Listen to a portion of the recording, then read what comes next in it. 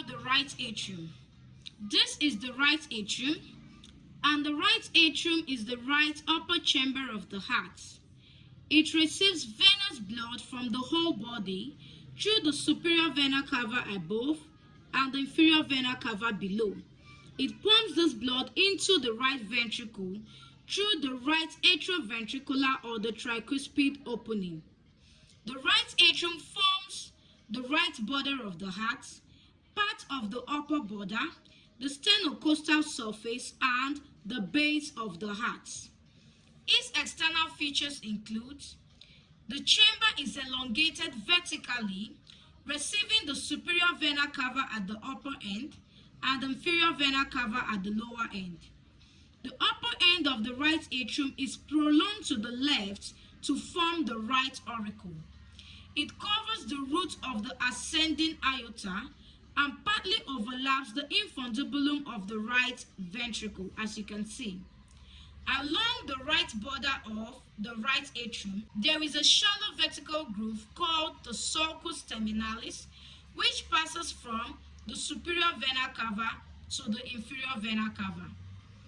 It is produced by an internal muscular ridge called the crista terminalis. The upper part of the sulcus contains the sinoatrial node or the SA node. This node acts as the pacemaker of the heart. There is a groove called the right atrioventricular groove or the coronary sulcus, which separates the right atrium from the right ventricle. Let's discuss the right atrioventricular orifice. Blood passes out of the right atrium through the right atrioventricular or the tricuspid orifice and goes into the right ventricle. This tricuspid orifice is being guarded by a tricuspid valve which maintains a unidirectional flow of blood. Let's discuss the internal features of the right atrium. The interior of the right atrium can be divided into three parts: a smooth posterior part or the sinus venarum, the rough anterior part or the pectinate part, and the interatrial septum that separates the right atrium from the left atrium. Now let's talk about the smooth posterior part or the sinus venarum. At the smooth posterior part, the superior vena cava opens at the upper end, while the inferior vena cava opens at the lower end. And the opening of this inferior vena cava is being guarded by a valve called the Eustachian valve. The coronary sinus opens between the inferior vena cava and the right atrioventricular orifice. The opening is being guarded by a valve of the coronary sinus or the Begnen valve. Intravenous tubercles of Lower is a small projection below the superior vena cava opening. Let's discuss the interatrial septum.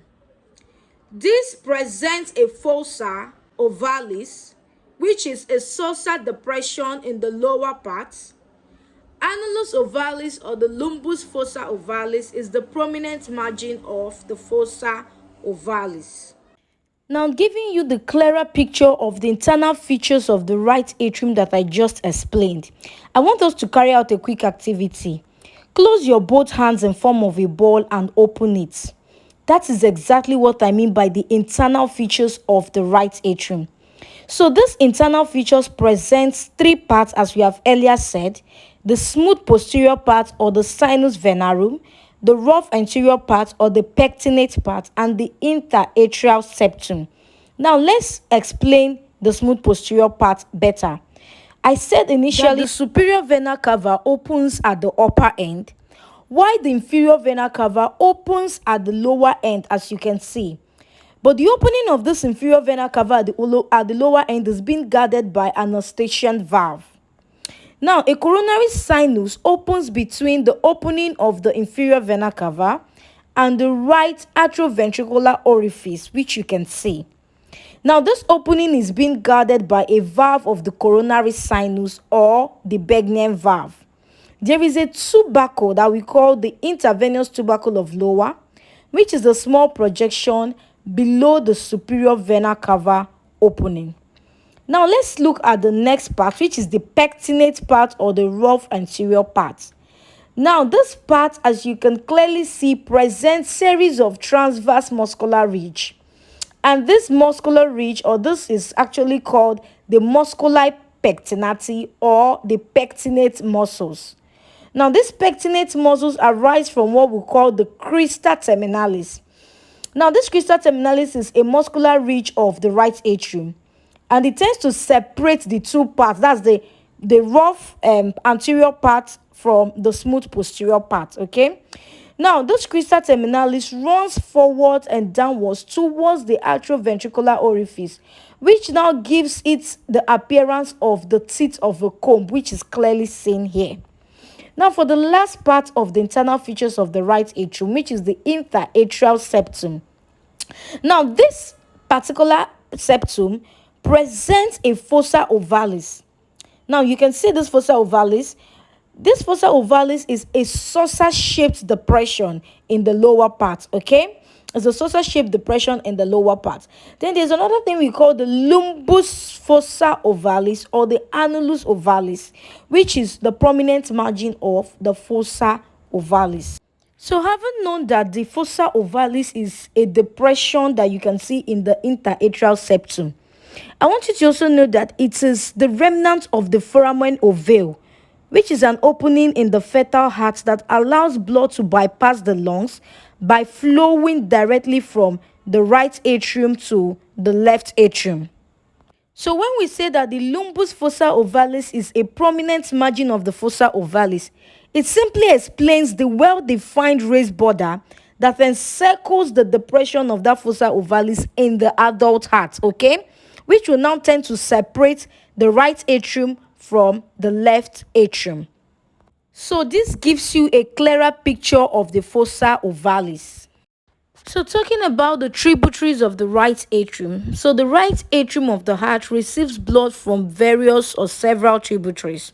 And there are about 6. We have the superior vena cava, the inferior vena cava, the coronary sinus, the anterior cardiac veins, the smallest cardiac veins or the Thebetian vein, and sometimes the right marginal vein. Okay, now the superior vena cava tends to carry, it's a large vein that carries deoxygenated blood from the upper body that can include the head, the neck, the limbs, the chest, and then it will now empty it into the superior part of the right atrium.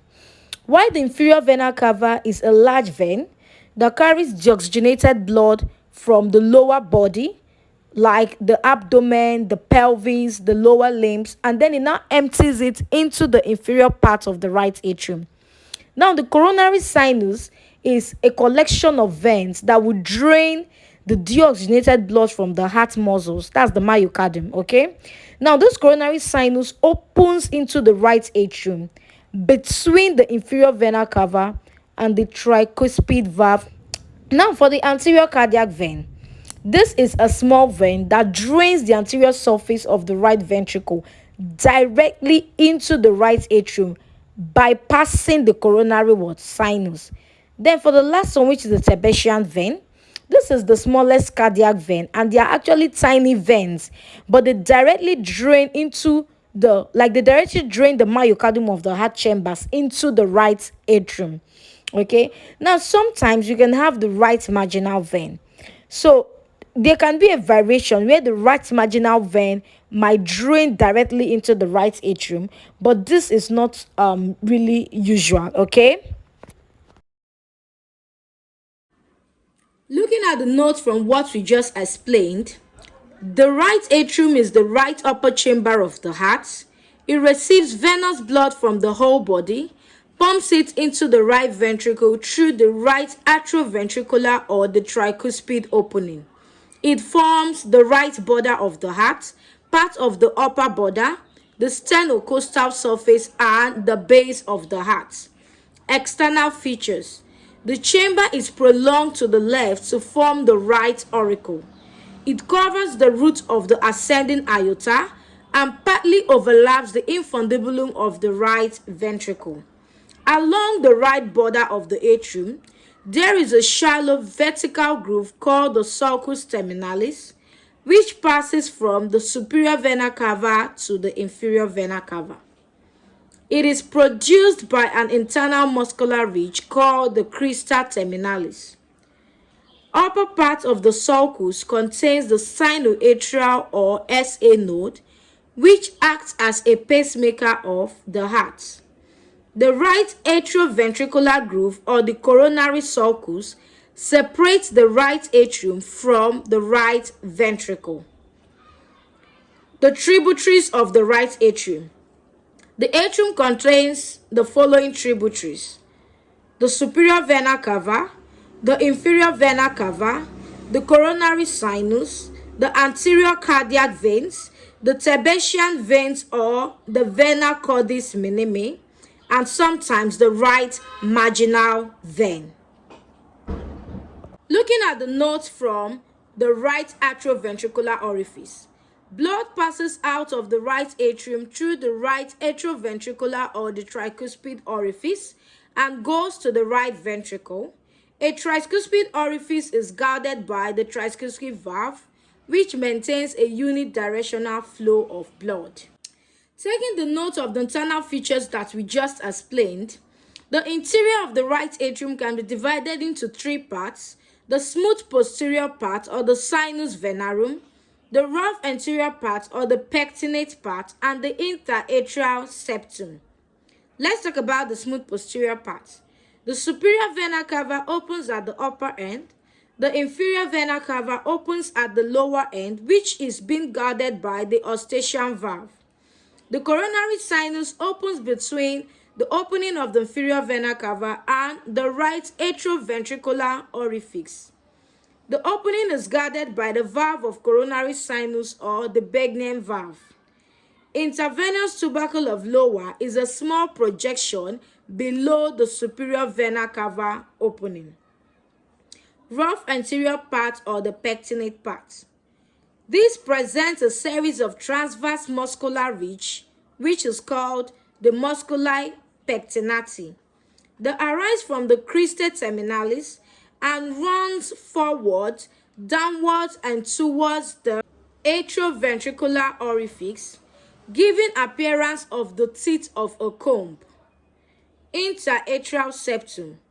It presents a fossa ovalis, which is a saucer-shaped depression in the lower parts.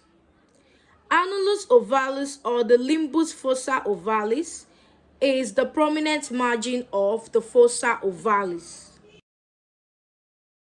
So talking about the right ventricle, this is the right ventricle. And the right ventricle is a triangular chamber that receives blood from the right atrium and pumps it to the lungs through the pulmonary trunk and the pulmonary arteries. It forms the inferior border of the lungs and 2/3 of the sternocostal surface and 1/3 part of the inferior surface of the heart. Let's talk about the external features. Externally, the right ventricle has two surfaces: the anterior or the sternocostal surface, the inferior or the diaphragmatic surface. Interiorly, it has two parts: the inflowing part and the outflowing part. The inflowing part is rough due to the presence of muscular ridges called the trabeculae carneae. The outflowing part, that is the infundibulum, is smooth and forms an upper conical part of the right ventricle, which gives rise to the pulmonary trunk. The two parts, which are the inflowing part and the outflowing part, are separated by muscular ridges called the supraventricular crest, which is situated between the tricuspid orifice and the pulmonary orifice. So let's talk about the internal features of the right ventricle. Interiorly, it shows two orifices: the right atrioventricular or the tricuspid orifice, which is being guarded by a tricuspid valve; the pulmonary orifice, which is guarded by a pulmonary valve. The interior of the inflowing part shows a trabeculae carneae or the muscular ridges, which are of three types: ridges, bridges, and the papillary muscles. So one end of the papillary muscles is being attached to the wall of the ventricle, while the other end is attached to the cups of the tricuspid valve. So you can say that each papillary muscle is attached by the chordae tendineae to the cups. The papillary muscles are of three types: the anterior papillary muscles, posterior papillary muscles, and the septal papillary muscles. The anterior papillary muscles is the largest, the posterior is small and irregular, while the septal papillary muscle is divided into a number of little nipples. Let's talk about the interventricular septum. This septum is placed obliquely. One surface faces forward to the right and the other faces backwards to the left. It has two parts, the upper part and the lower part.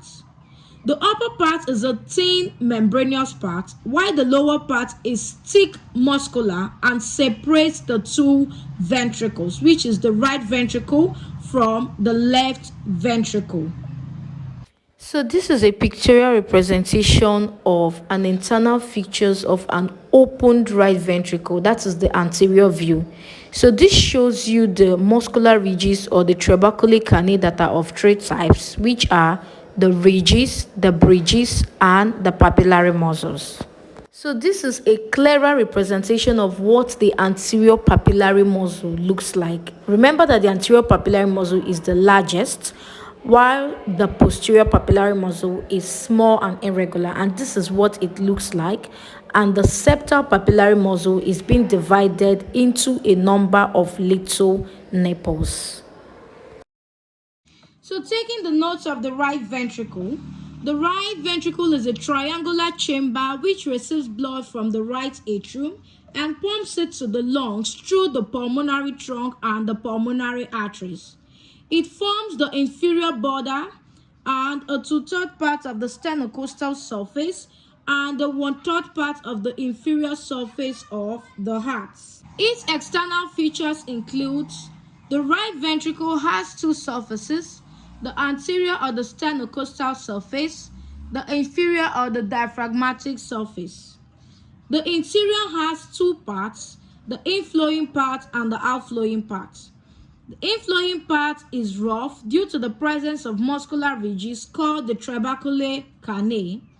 The outflowing part has the infundibulum, which is smooth and forms the upper conical part of the right ventricle, which gives rise to the pulmonary trunk. These two parts are separated by muscular ridge Called supraventricular crest, situated between the tricuspid and the pulmonary orifice. Internal features: